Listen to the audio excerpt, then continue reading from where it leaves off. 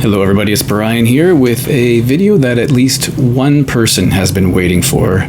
This is a contest entry for Mike, MGK Boston, now with a lot more Buffalo, and his annual, pledge drive, quest for subscribers. This year he's going for a modest quadrillion subscribers, which I believe is doable. If he's going for 2 quadrillion, that might be a challenge, but I think 1 is probably doable.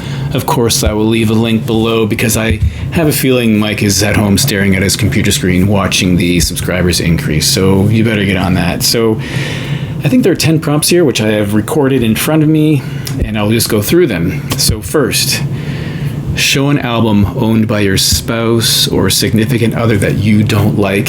If you can't do that, if you're single, you could show a record you're embarrassed to have in your collection. I'll stick with the first part of that question. And first off, I have to say, kudos to me, hats off, because I bought this record from my partner, even though I don't really like it.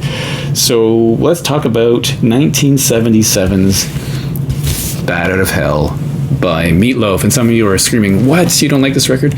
The centerpiece on this record is Paradise by the Dashboard Light, a song that momentarily intrigued me when I was younger because of the salacious content of it. But as the years passed, I couldn't help but think, do they not know what divorce is? Do they not realize that they can separate from one another? Are they that stupid? I don't know.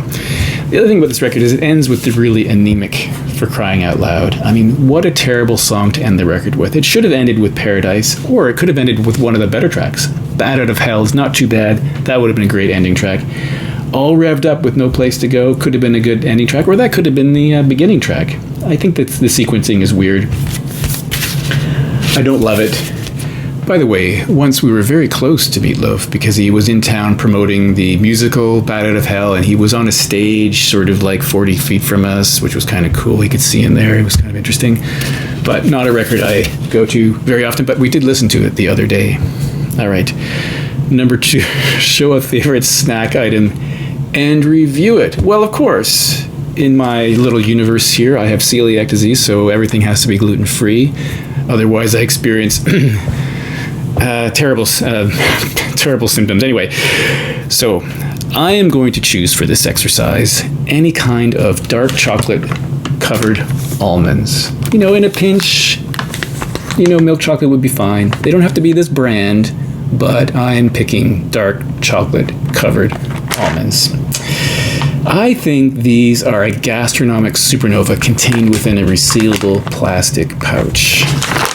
They have an interesting look to them. They're imperfect spheroids, lumpy, unassuming, like edible meteorites that have fallen to heaven and been paved with chocolate. They have a heft that kind of belies their size. They're heavy with potential, heavy with destiny. To hold one is to hold the universe. To eat one is to destroy it. So initial sensation is of a cool, smooth velvet feeling, but then there's a crunch that's really a tectonic shift. One does not simply eat a handful of these. You enter a fugue state, in my opinion. If you're looking for a light, healthy snack, go eat a grape. But if you are prepared to have the concept of reality, your concept of reality, shattered by that harmonious collision of crunch and cream, if you are ready to gaze into the abyss and have the abyss whisper back at you, contains tree nuts, this might be your holy grail. On the pros side, you get a feeling of, at least a fleeting sense of omnipotence.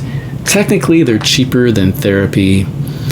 And I would say they contain protein, if you stretch that truth a little bit. There's an overwhelming sorrow, on the other hand, when the bag is empty.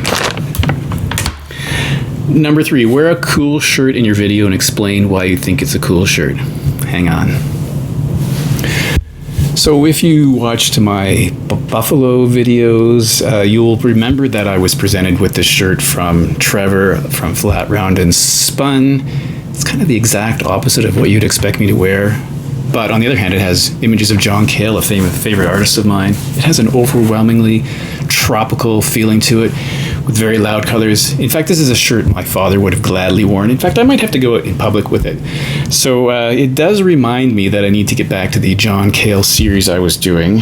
If you know me, you'll know that I tend to wear darker, kind of subdued clothing, and tend not to have logos. This is exactly the opposite. So I find it really cool in that respect. It's a fantastic shirt, let's be honest, because it has John Cale on it.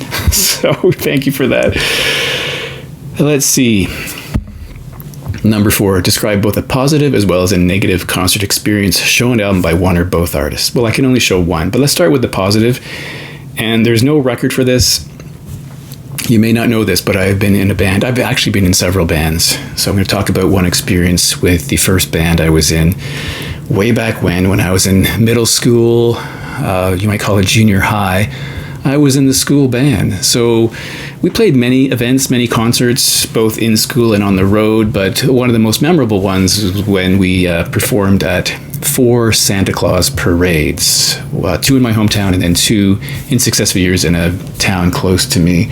So I'm sure you can picture it. It's a band with these folding chairs sitting on a wagon drawn by a tractor, being dragged through the main streets of 2 towns. Here I am holding a freezing cold trombone, and yet the mouthpiece was a bit warm from my breath, but when I first put it up to my lips, it was freezing cold. But imagine the scene, though, rolling through town, playing Christmas carols, people throwing candy, the crowd cheering in rapturous delight as we rolled through the town, leaving them wanting more.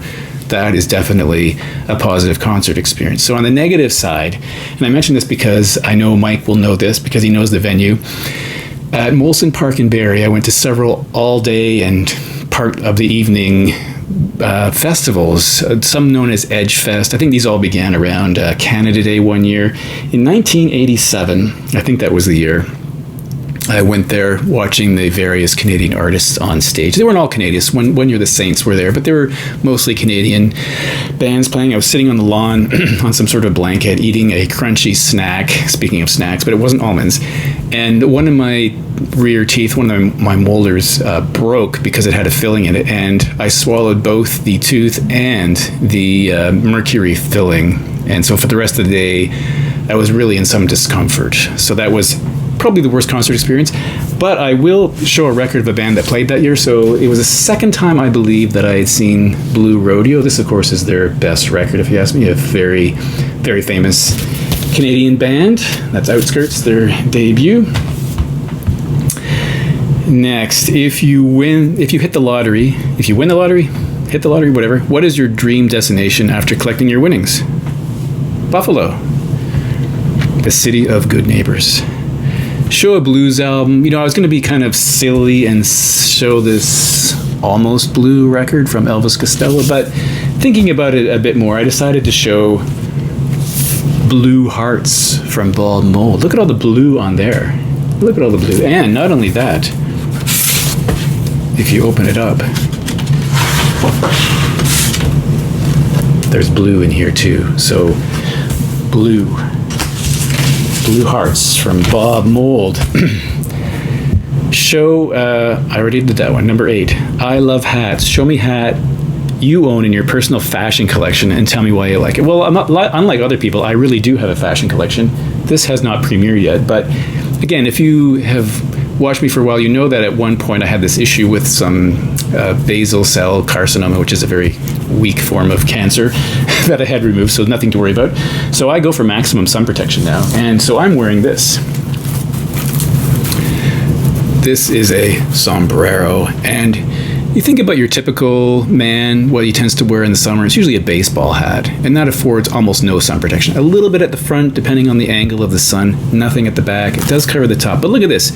Maximum shade probably possible in any current hat that you could find. It's lightweight, it's breathable, looks great. In fact, I'm ready for the beach right now. So that's my urban sombrero look. I recommend it. Next, who's the supermodel? Show a record by male and female artists who you consider to be supermodels in the looks department. Well, there can be no other choice. I went for the lead singer of the band called The Hold Steady. His name is Craig Finn. He's released a number of solo records.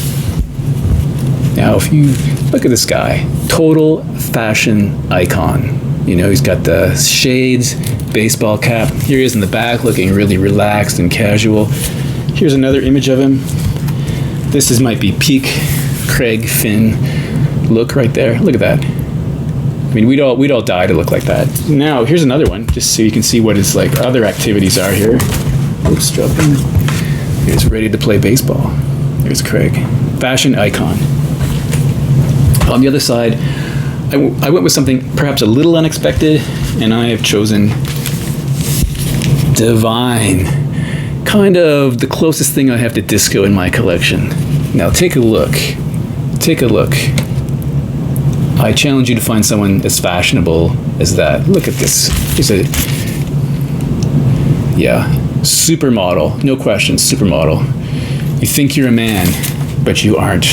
Great song. Number 9, Make It Stop. Show a song you don't need to hear ever again.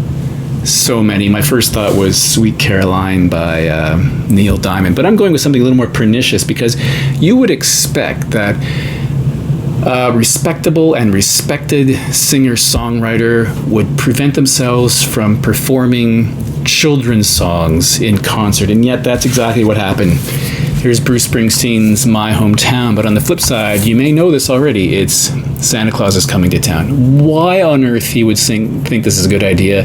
And it gets played on the radio to this day. You turn on the radio around Christmas time and they play this obnoxious song. It also appears on this terrible record called In Harmony 2. It's the last track. You gotta lift the needle after Carly and Lucy Simon singing Mary Ann, so you don't get hit with Bruce Springsteen singing Santa Claus is Coming to Town, right? So that's terrible. Not only that, let's talk about Merry Christmas Baby, which is on the flip side of War. Oh my God, why do artists do that? No, don't do it. Any Christmas carol sung by an artist is a terrible idea.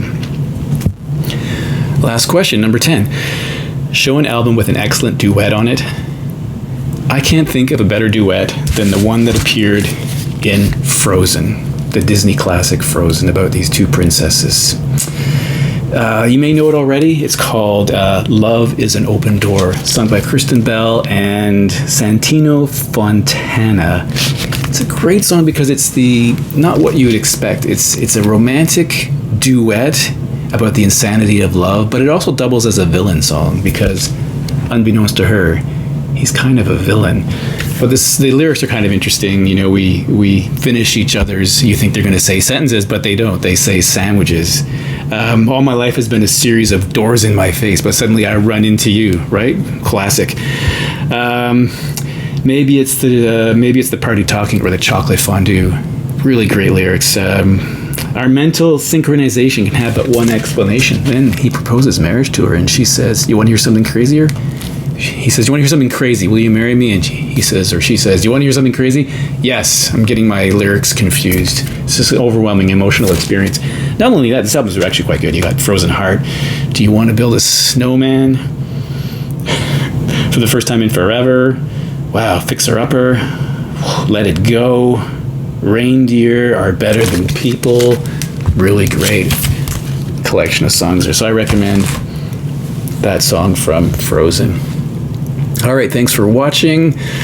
Good luck to Mike reaching a quadrillion, and I'll see you in the next video.